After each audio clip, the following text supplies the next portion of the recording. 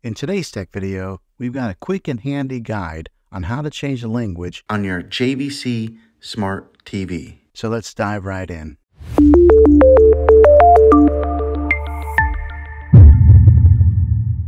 Step 1. Accessing the menu. First things first, grab your remote control and press the menu button. This will take you to the main menu where you can make the changes. Step 2.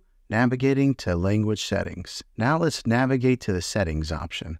This might be under General, System, or Preferences, depending on your TV model. Step 3. Selecting language. Now look for Language or Language Settings. Once you find it, select it, and it'll reveal the available languages. Step 4.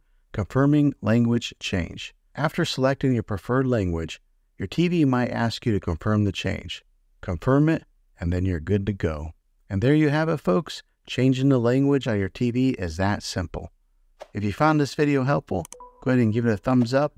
Go ahead and subscribe to my channel. I make tech videos all the time, and I'd love to have you back in the next one. Take care.